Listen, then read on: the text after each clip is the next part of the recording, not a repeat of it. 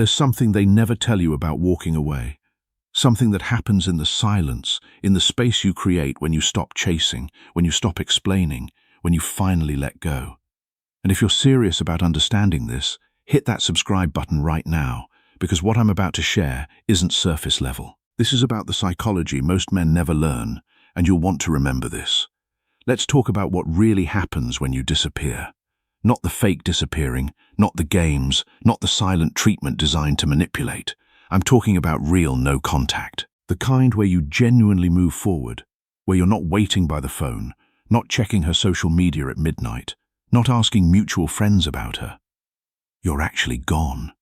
The Stoic philosopher Epictetus taught, it's not what happens to you, but how you react to it that matters. And when you react to loss by retreating into your own purpose, by focusing on your own growth, by genuinely letting go, you are not running away. You are running towards something greater, yourself. And that is the most powerful reaction you can have. And here's the first thing you need to understand.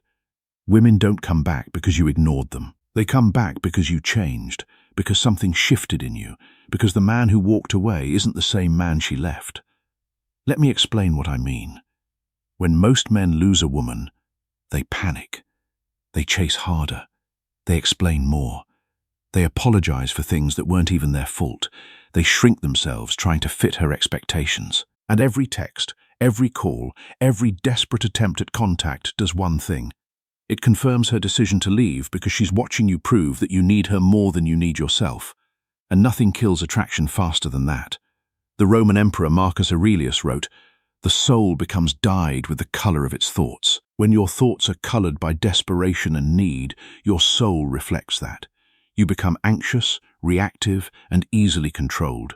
But when your thoughts are colored by self-respect and purpose, your soul reflects that too. You become grounded, present, and untouchable, and she will feel that. She will sense that something has shifted, and that shift is what will pull her back. But when you go silent, when you truly step back, something entirely different happens in her mind. First, there's relief. She thinks she's free. She thinks she made the right choice. She tells herself she's happier without you. Maybe she even celebrates a little, talks to her friends about how good it feels, posts on social media about new beginnings, about self-love and growth. And you know what? Let her, because that phase doesn't last. What comes next is curiosity. She starts wondering what you're doing, why you're not reaching out, why you haven't tried to win her back like the others did. And this eats at her more than you know. Because women are used to men chasing. They're used to being pursued, being wanted, being the center of attention. When you remove that attention completely, it creates a void, and that void becomes loud. She starts to question things. Did I matter to him at all? Is he already over me? Has he moved on that quickly? Is there someone else? Now, notice what's happening here. You're not doing anything. You're just absent. But in that absence, she's creating stories where you're the main character. And this is where most men mess up. They think no contact is about making her miss you. It's not. It's about becoming someone worth missing. There's a massive difference. Seneca wrote, "It is not that we have a short time to live, but that we waste a lot of it." And one of the greatest wastes is the time we spend chasing people who are pulling away. When you chase, you are wasting your time and your dignity. You are sacrificing your self-respect for the illusion of connection. And that is a waste that you cannot afford. Because once you lose your self-respect, you lose everything. If you're sitting at home waiting for her to text, you've already lost. If you're checking, if she viewed your story, you've already lost.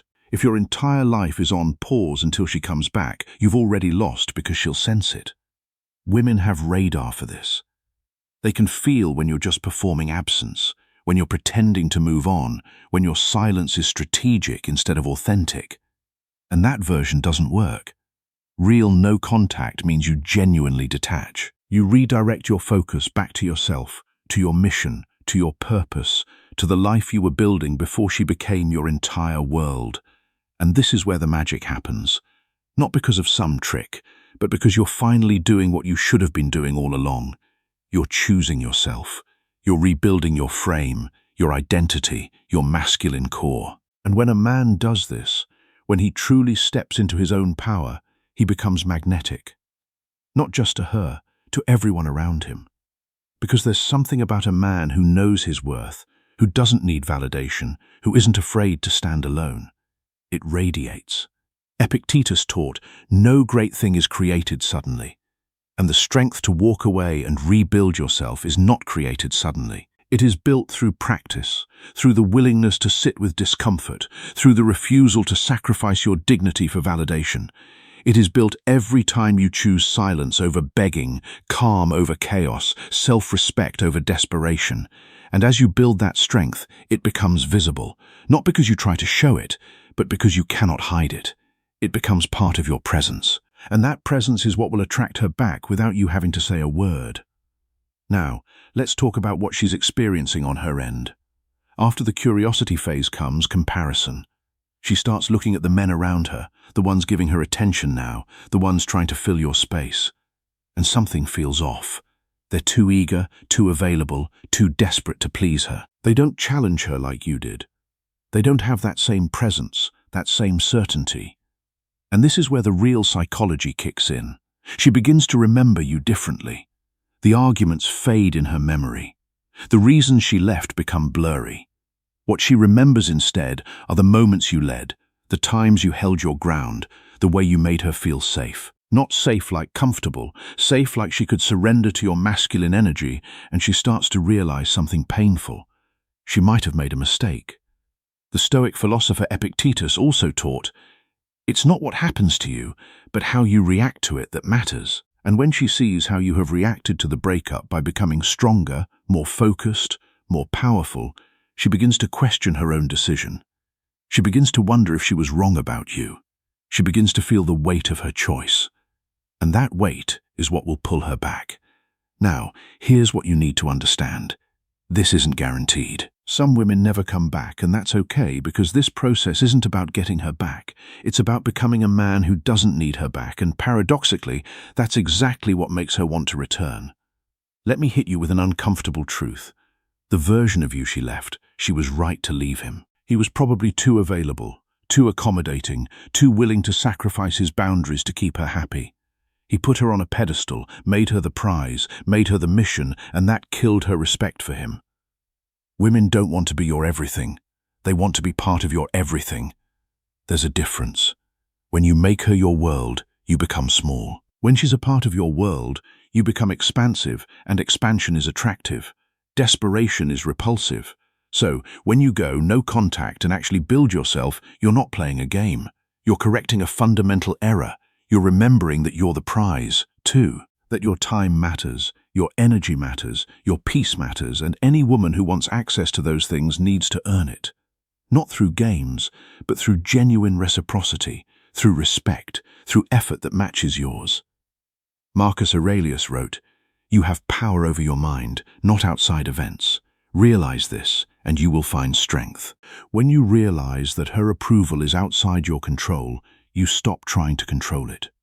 You stop chasing, you stop begging, you start focusing on what you can control, your own mind, your own actions, your own life. And that is where your power lies. That is where the real transformation happens. And that transformation is what will make her see you differently. And when she reaches out, because many times she will, you'll be tested. This is the moment most men fail. She sends a casual text, something innocent, something that seems friendly, and he jumps at it, responds immediately, falls right back into old patterns, starts chasing again, and just like that, all the work is undone because she was testing to see if you've really changed, if you're really different now, or if the silence was just temporary, if you're still that same man she could control.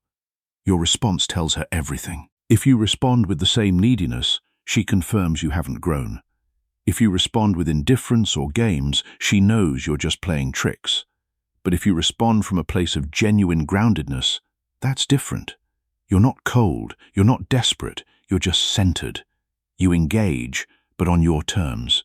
You're friendly, but boundary. You're open, but not available. And this communicates something powerful. It says, I'm good either way. I'm not waiting for you. I'm not against you. I'm just living my life, and if you want to be part of it, you're welcome, but I don't need you to be. That frame is everything, because it's not about convincing her. It's about being the kind of man she naturally wants to be around, the kind she regrets losing, the kind she compares everyone else to. Seneca wrote, "True happiness is to enjoy the present without anxious dependence on the future." When you can respond to her outreach without anxiously depending on her response, you have reached a level of freedom that most men never achieve. And that freedom is what makes you attractive. It is what makes her want to be close to you. Because in a world of men who are desperate, a man who is free is a rare and precious thing. Now, let's go deeper into why this works. On a biological level, women are wired to seek strong men, not strong like muscles, strong like emotional stability, strong like purpose, strong like self-respect. When you chase, you signal weakness. You signal that she's more valuable than you, that you need her more than she needs you. And evolution has trained women to pull away from that energy. It's not conscious, it's instinctive. But when you walk away with dignity, you signal the opposite. You signal abundance. You signal options. You signal that you value yourself enough to walk away from disrespect, and that triggers something primal in her. She starts to see you as higher value, as someone worth competing for, as someone who won't just accept scraps. And this is when the dynamic shifts. Suddenly, she's the one wondering if she's good enough for you. She's the one trying to prove her worth. She's the one initiating contact, asking to see you, wanting your time, your attention, your approval. The frame has completely flipped. And it happened because you stopped fighting for someone who wasn't fighting for you. You stopped negotiating your value. You stopped shrinking yourself. You just walked away and focused on your mission. But here's the part nobody talks about. By the time she comes back, you might not want her anymore. And that's not a bad thing. That's growth. Because real no-contact changes you in ways you don't expect. It forces you to confront why you were so attached, why you tolerated disrespect, why you abandoned yourself for someone else. And when you answer those questions honestly, you realize you were operating from scarcity, from fear of being alone, from belief that she was your only option. But when you build yourself during no contact, that scarcity disappears. You start seeing options everywhere. You start realizing your worth. You start understanding that the right woman won't make you chase, won't make you beg, won't make you prove yourself constantly. She'll see your value and choose to stay, not because you convinced her, but because she genuinely wants to. And if the woman who left doesn't come back with that energy, you don't want her back anyway, because you've outgrown the version of yourself that needed her validation. You've become the man who validates himself, who knows his worth without external confirmation, who can stand alone and be completely fine. And ironically, that's the most attractive thing you can be. Epictetus taught, "No great thing is created suddenly." And the transformation that happens during no contact is not created suddenly. It happens through the accumulation of small choices, each one building on the last. Each day you choose to focus on your purpose instead of her, you become stronger. Each day you choose to silence the urge to reach out, you become more disciplined. And as you build that discipline, you become the kind of man who no longer needs her validation. And that is the man she will remember. So, let's bring this together. Women come back after no contact because they feel the shift. They sense that you're different, that you're not the same man anymore, that you're not waiting around, not orbiting her life, hoping for scraps. You're living, you're building, you're focused. And that focus, that mission, that self-respect draws them back in because it's rare. Because most men crumble when she leaves. Most men beg and plead and negotiate. Most men make themselves small and hope she'll take them back. But you didn't. You walked away. You chose yourself. You became more. And that makes all the difference. Marcus Aurelius wrote, "The soul becomes dyed with the color of its thoughts." When you cultivate thoughts of purpose, growth, and self-respect, your soul reflects that. And she will see it. She will feel it. And she will be drawn to it. Because in a world of men who are chasing, a man who is centered in himself is a rare and precious thing. Remember this final point. Her coming back isn't the goal. You becoming the man who doesn't need her to come back, that's the goal. Because when you reach that place, you win either way. If she comes back, you evaluate whether she deserves the new you. If she doesn't, you've already moved on to better things, better women, better opportunities, a better life. You're no longer reactive. You're no longer desperate. You're no longer lost without her. You're grounded in yourself, in your purpose, in your mission. And that's the real power of no contact. It's not about her. It never was. It's about you reclaiming yourself, your time, your energy, your masculine frame. And when you do that, everything else falls into place. So, if you're going through this right now, stay strong. Don't break the silence for validation. Don't check on her to see if she misses you. Don't post things hoping she'll notice. Just disappear into your purpose. Build yourself into someone you're proud of, someone who doesn't need anyone else to feel complete. And watch what happens, not just with her, but with your entire life. Because a man on a mission is unstoppable, and that's exactly what you're becoming. Seneca wrote, "True happiness is to enjoy the present without anxious dependence on the future." When you can sit in the silence without anxiously depending on her response, you have reached a level of freedom that most men never achieve. And that freedom is what makes you attractive. It is what makes you magnetic. It is what makes her want to be close to you. Because in a world of men who are desperate, a man who is free is a rare and precious thing. Be that man. Build that life. And watch how everything changes. Now, if this resonated with you, if you're committed to this path of growth and self-respect, hit that subscribe button, because I'll be here breaking down the psychology, the truth, and the strategies that actually work. This is your journey. Own it.